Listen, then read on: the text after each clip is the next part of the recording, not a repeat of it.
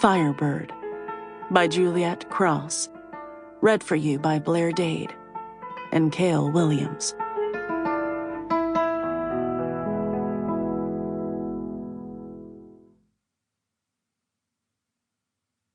Author's note. The cultured yet brutal civilization of ancient Rome served as inspiration for this fantasy world. However, it is meant to be a reimagining of the Roman Empire, not one of historical accuracy. I used creative license frequently to serve the story. One example is that Malina and her family are from the ancient territory of Dacia, which is modern-day Romania. However, in the book, they speak Romanian, not Dacian. This is because Dacian is an extinct language and was not recorded. I chose to use the language of the people who live there today. I've also reinvented some of the gods, goddesses, and mythology of Rome. In this world, pure-blood Romans share ancestry with ancient titans, dragons, and the gods themselves. Their power is divine. Like the historical Rome, they use their power and strength to conquer and burn and enslave. And, as history proves, there will always be rebellion and revolution in the face of oppression and tyranny. The Myth of Medusa. Medusa was born a white dragon.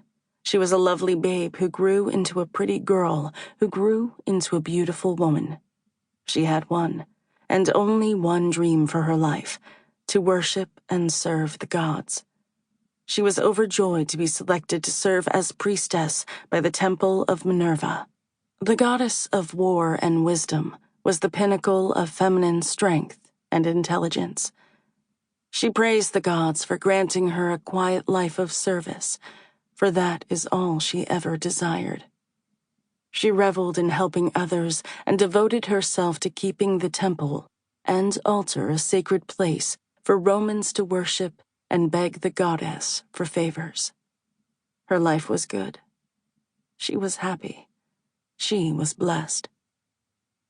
Until one day, the god Neptune spied Medusa walking along the seashore where she meditated one afternoon each week. Neptune became instantly entranced by her glossy locks of pale blonde hair and her voluptuous body. When she left the seashore, he followed her. He trailed her into the temple, where she went to work, cleaning the altar.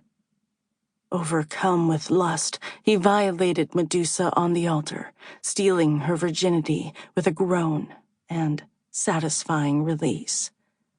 He walked away without a glance, leaving her in despair and blood and tears. Her two sisters found her and wept with her for all she had lost, for all that was stolen. Without her virginity, she would be cast out from the temple, her role as priestess stripped from her. To Medusa, that was a fate worse than death.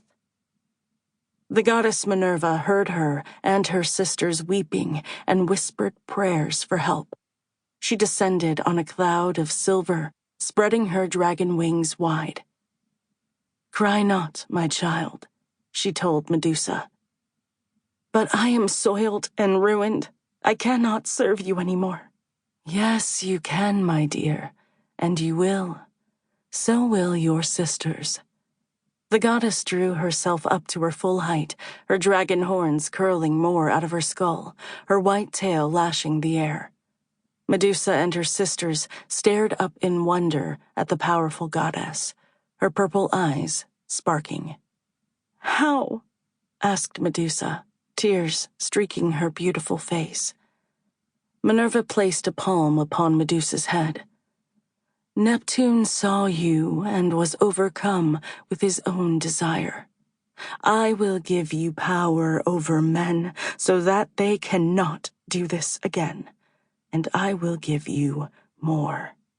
Her fingers glowed white where she clutched Medusa's skull. "I bestow..." Sample complete. Ready to continue?